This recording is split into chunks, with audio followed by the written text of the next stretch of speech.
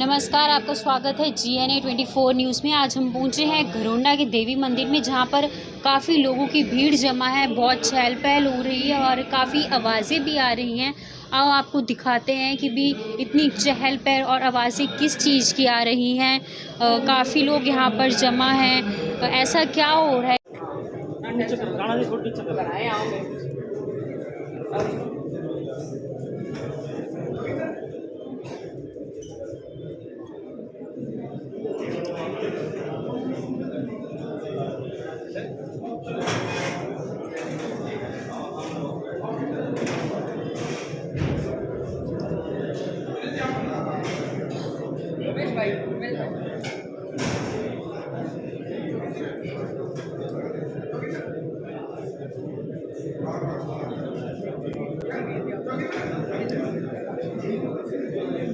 उनका तो बहुत समय लगेगा। सभी हमारे पदाधिकारीगण, बहुत सारे जनप्रतिनिधि साथी यहाँ पर हैं। हमारे वरिष्ठ इलाके के नेता लाला सोनलाल जी बैठे हुए हैं, चेयरमैन साहब, सभी सरपंच साहिबान और सभी जितने भी मातृशक्ति के रूप में मेरे सामने सभी बैठी हैं। हमारी सोनिया जी जो जिले की सचिव बनी है, मंजू जी, राजकमल जी। अभी जैसा कि बताया गया कि आज सभी 90 विधानसभाओं में कार्यालयों का मुहूर्त किया जा रहा है और हम सभी जितने कार्यकर्ता हैं, सभी ने मिलकर चुनाव को संभालना है। अक्सर एक सवाल लोग करते हैं, भारतीय जनता पार्टी की वो संस्कृति नहीं है, इसलिए यहाँ कोई सवाल करता है, कोई 1 2 4 कोई करते हैं, ज्यादा नहीं करते, पर आमतौर पर जब चुनाव नजदीक आता है तो सुरबुराहट शुरू हो जाती है।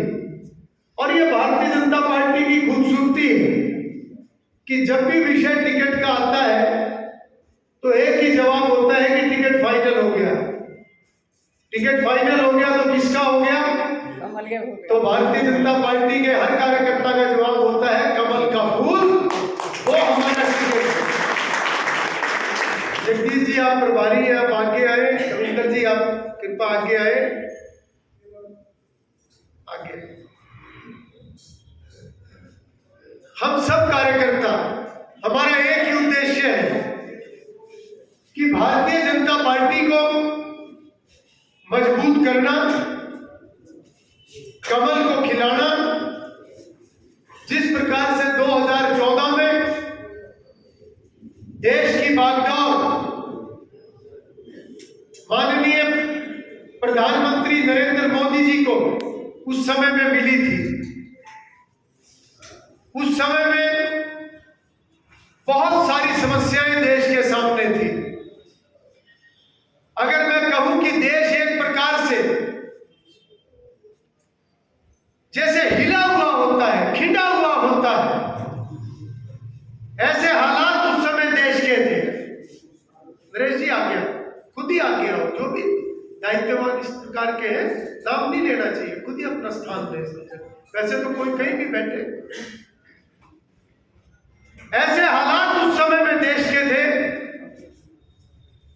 कि हमारे देश को सारी दुनिया के अंदर भ्रष्टाचारियों का देश बोला जाया करता था, घोटालों का बोलबाला था।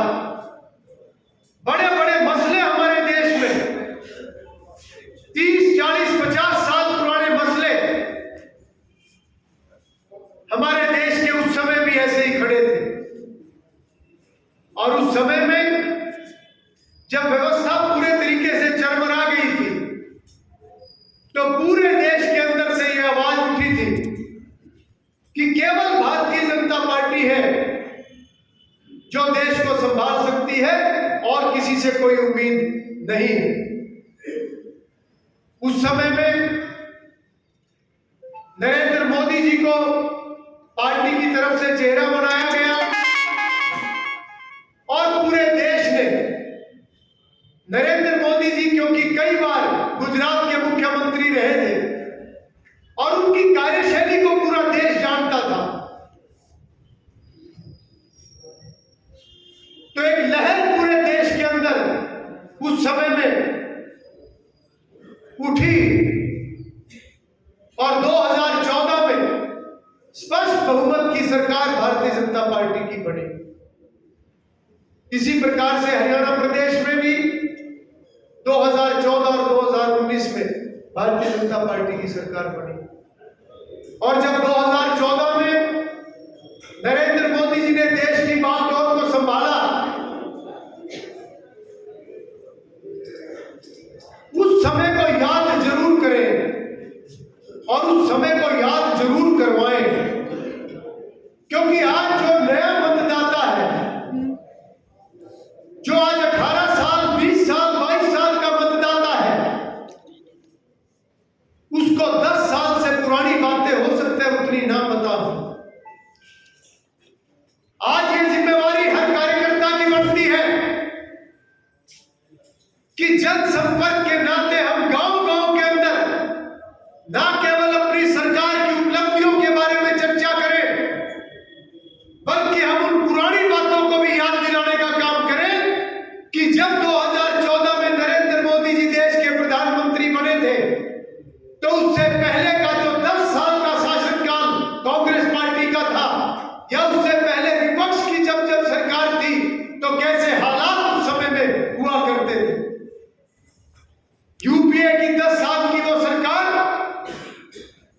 जिसमें लगातार घोटालों का कंपटीशन हुआ, 500 करोड़ से शुरू होकर ऐसे हालात बन गए थे कि 5 और 10 हजार के घोटाले को तो कोई पढ़ना भी छोड़ दिया था लोगों ने। घोटाले होते थे 50,000 करोड़ के, 1 लाख करोड़ के, और इससे बड़े बड़े घोटाले उस समय हमारे देश ने, हम सब ने देखे। हरियाणा प्रदेश में भी हम देखें क्या हालत व्यवस्थाओं की थी। खुले तौर पर नौकरियां बिका करती थी, गरीब आदमियों को राशन कार्ड नहीं मिला करता था, गरीब आदमी को योजनाएं नहीं मिला करती थी, जिसकी लाठी उसकी भैंस, इस प्रकार के हालात बने हुए थे। मगर पिछले 9-10 वर्षों के अंदर एक सुधार देखा गया है, न केवल विकास के नाते बल्कि व्यवस्थाओं को सुधारने का काम किया गया है, पारदर्शिता लाने का काम किया गया है। आज उस पारदर्शिता को लाकर एक सुशासन का सफर, इसकी शुरुआत हुई है। हर पात्र व्यक्ति को उसके अधिकार मिले, उसके हक मिले, यह भारतीय जनता पार्टी की प्राथमिकता है। 2014 में जब नरेंद्र मोदी जी देश के प्रधानमंत्री बने, तो उस समय में उन पुराने मसलों का जिक्र हुआ करता था। नरेंद्र मोदी जी ने संकल्प लिया था कि वो देश को नई ऊंचाइयों पर पहुंचाने के लिए दिन रात मेहनत करेंगे, ना किसी को खाने देंगे, ना खाएंगे, ना खाने देंगे, ये नारा उन्होंने दिया था। नरेंद्र मोदी जी ने यह भी कहा था कि देश के सिर को कभी झुकने नहीं देंगे। यह बातें याद करनी और करवानी इसलिए जरूरी है क्योंकि आज चुनावी मौसम है। इस चुनावी मौसम में फिर लोग निकल कर आ रहे हैं, बड़ी बड़ी बात करेंगे,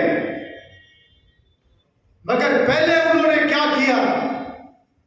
जो पहले नहीं कर पाया वो आगे भी नहीं कर पाएगा, और जिसने करके दिखाया है वो आज जो बोलेगा वो उसको करके दिखाएगा।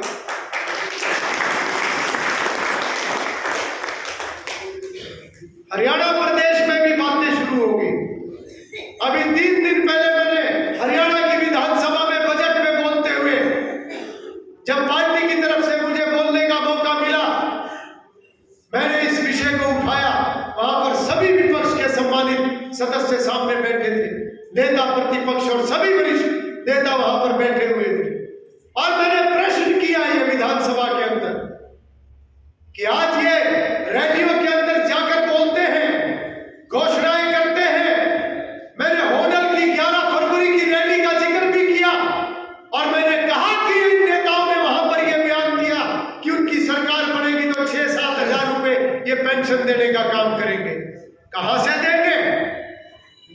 क्या बजट का फॉर्मूला है? बिजली माफ करने की बात करते हैं, 300 यूनिट बिजली माफ करेंगे। मैंने सवाल किया विधानसभा के अंदर, कहां से बिजली माफ करेंगे?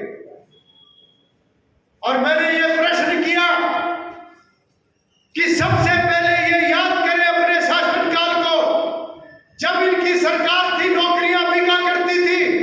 ये याद करें अपने समय को, जब इनकी सरकार थी तो बिजली का महकमा 30,000 करोड़ के घाटे के अंदर था। गांव में बिजली नहीं आया करती थी और गर्मियों के मौसम में सारी रात बच्चों के रोने की आवाज आया करती थी। ये याद करें उस दिन को, और ये याद करें अपने 10 साल के उस शासनकाल को, जब इन्होंने 10 साल के अंदर केवल 500 रुपए पेंशन बढ़ाने का काम किया था। हमारी सरकार ने आज 2,000 रुपए 2 साल के अंदर बढ़ाने का काम किया। कोई जवाब नहीं था और कोई जवाब है भी नहीं। विधानसभा के अंदर ये बहाना बना के भागने का काम करते हैं, वॉकआउट करने का काम करते हैं, क्योंकि रिकॉर्ड के ऊपर सच्चाई बोलनी पड़ती है और वो सच्चाई बोलने का इनके अंदर दम नहीं। इसी प्रकार से जब 2014 में नरेंद्र मोदी जी देश के प्रधानमंत्री बने, उसके बाद चाहे धारा 370 हटाने की बात है, चाहे राम मंदिर बनाने की बात है, चाहे सीएए लाने की बात है, और चाहे प्रधानमंत्री नरेंद्र मोदी जी के नेतृत्व में चंद्रयान की सफलता की बात है, चाहे G20 की बात है, जो एक सफल